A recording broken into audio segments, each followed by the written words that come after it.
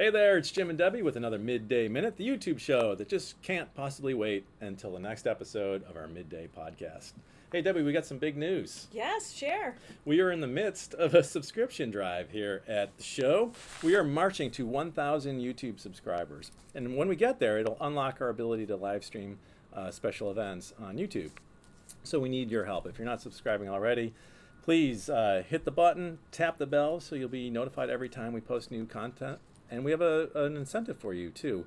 We are going to randomly select 2 of our subscribers to receive iPad minis. That's cool. We'll announce the winners on the April 15th episode.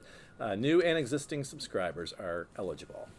I'm a subscriber. I hope I win. I might win, too. I'll recuse myself. The fix is in.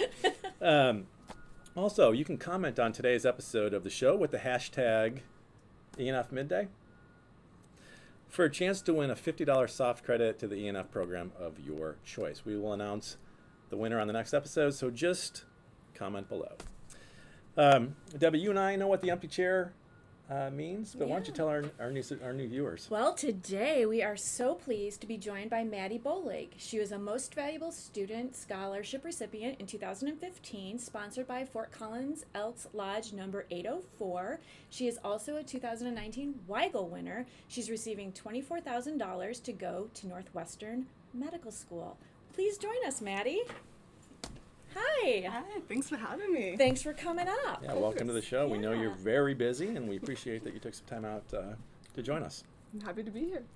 So Debbie mentioned that you won a 4,000 Most Valuable Student Scholarship in 2015, and then your Weigel Scholarship is $24,000, pretty significant.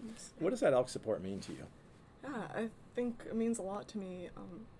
I think for me, I really care about helping make the world better, and there's so much to be done, and one person can't do that all. And I think Elks as a whole community is actively working to make all the individual communities better.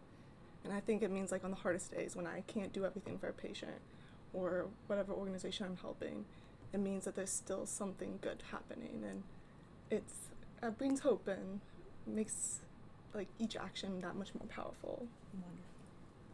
You were inspired, I was reading, as a child, actually, to study medicine. Mm-hmm. Can you tell us a little bit about that and what you're studying at Northwestern? Yeah, so I'm a medical student. As a kid, my mom would find me just looking through a little kid's dictionary, looking at body parts, because we didn't have, like, any books on it. We all did that. Oh, yeah, normal little kid things and that. Yeah. I think I've always been interested in the body and how it works, and my family's had so many different medical issues. I think we're almost, like, 50 surgeries and procedures requiring, like, anesthesia. And, like, my dad just had shoulder surgery over the Christmas break, and I think my family's been very blessed to have insurance and support and, like, really good doctors, and I think I really want to pass that forward and help other people have really good access to care, because if you're healthy, you can be your best. When you're not healthy, you can't be yourself, you can't be engaged in your family or community or anything else. Right. Well, I actually have a question for you. I know you've only been in medical school for 6 months, right? Mm-hmm. You came here in July. Yes. You just met Jim. Have you been able to figure out what's wrong with him? Well, I don't think I need a degree for that, so we can... The show is over. Yes. We'll see what medicine can maybe help a little bit. Very funny, guys. We're gonna keep you in the loop as we move forward here. Now that we know you're our neighbor to the south here. I'm here for the next 3.5 years. So speaking of your first year, is it as grueling as everybody says? Have you had a chance to explore Chicago at all? Yeah, it's definitely challenging. I think it's not the typical, like, school challenging. I've done school for a long time. I've learned how to study and stuff like that. I think it's more about being, like, a transition from being a student to being a professional doctor. Sure. And I think in some ways that's been the more challenging aspect, but I think I've also had a lot of support, and I've had a lot of time to go see Chicago. They are pass failers. They like to say pass now or pass later at Northwestern for all the preclinical years, which really takes off the pressure of, like, being perfect and just learning. And we're learning to help people, so I think it's easier when you don't have to have, like, a number. It's just you're doing your best. And yeah. Sounds like you made the right choice. I'm very grateful to be here. I noticed, Maddie, that like me, you talk with your hands, so I'm going to move my water over. Yeah. Oh man, Now, have you gotten out though and got to see the city at all, or is it all, nose to the books? I love running along Lakeshore Trail when it's not too cold. Yeah. I lost my Colorado useness to Right, because cold. you have your undergraduate degree from Vanderbilt, Yeah, right? So you got used to the warm weather. Yeah, it spoiled me a little bit. Yeah. But yeah, I've been to like the zoo lights and different things like that. So what's been the best part of medical school so far? The people, definitely. You have hard days, you have good days, and you just having people who care a lot and are motivated and working towards the same thing alongside you is really incredible. And there's so many faculty who support you. I have so many different mentors, which just really helps a lot in the process, and I don't know, helps make me feel more supported. Wonderful. And certainly being a part of one of the best hospitals in the country and the world has got to be something that's really an inspiration. Yeah, no, every time I walk through the hospital, just feel very honored that I can be there, and yeah, it's incredible. Yes. Next question is yours, Debbie. Well, okay. I didn't see my name there, but okay. So service is obviously really important to you. It's one of the things that we look for in our scholars. Can you tell us about the service you've participated in and what's really resonated with you and meant the most to you? So definitely, I think being in college, I volunteered with a lot of different medically related organizations, but a really big problem in Nashville is homelessness. There's a lot of refugees coming in, and if they can't get jobs quickly because if they don't know the language, they a lot of times end up without a home or in really difficult situations. And there's an organization called Room at the Inn that throws clinics to help support them. And I actually believe throughout the winter that there's a bunch of different churches and schools that open the doors because of Room at the Inn to help make it so homeless people don't have to sleep on the streets in the winter. Nice. And they also clinics, and one of the clinics includes a foot care clinic, and it helps because a lot of patients who are homeless have chronic issues such as diabetes, and foot care is really important. And I think also as a student going and volunteering there, you will see someone on the street, and I think a lot of our instinct is to avoid them. But when you go and talk to these people, you realize they're real people who've had so much happen to them, and I think there's so much value in just recognizing them as a human, and knowing that when you walk on the street, even just looking at them and saying hi and recognizing that they're a person and not just something to be avoided is huge. And I think it was just a really incredible and touching experience for me. Wonderful. Yeah, that homelessness certainly doesn't define the individual. Yeah, That's most nice. definitely. Have you been able to continue your service here in Chicago, or is it all med school at the time? A significant portion is med school, but I've had some time to volunteer elsewhere.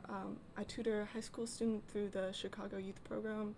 I'm partnered with another medical student. We do every other week. I've volunteered at a few of the clinics, which are really cool, like Devon Clinic. It's a free clinic. I'm not exactly sure we're in Chicago because my direction skills are not that great yet. Sure. And I just took it a little bit. But yeah, I've been able to volunteer a few different places. And there's also the acronym is CMSO, but it's for street medicine, and they help direct homeless individuals to different clinics and help them get into long-term care because they need that. And there's a lot of resources there for people. Excellent. So you moved here, I think you said in July, Yes. right? And we're sitting here on February 5th. So you're from Colorado. Winter's probably no big deal to you. You said you got used to, of course, the warm weather in Nashville. But how have you been navigating your desire to serve with the demands of medical school? You just touched on your volunteerism. Anything else?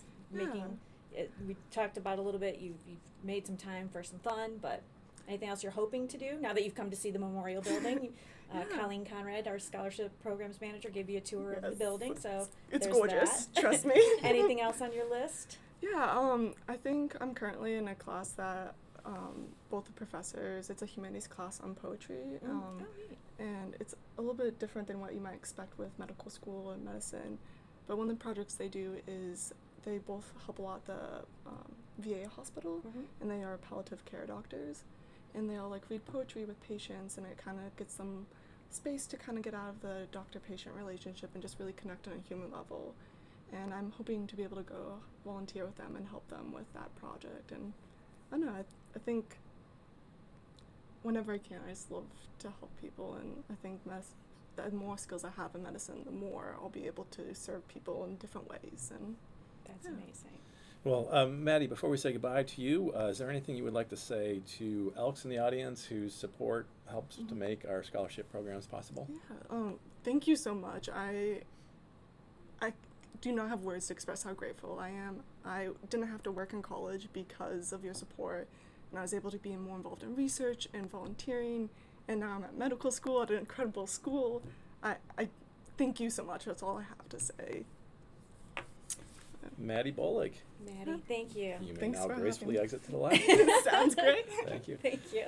So great interview, Great and we're so interview. fortunate to be able to share that with you guys. If you'd like to know more about our Weigel Scholarship, there will be a link in the description for this episode below.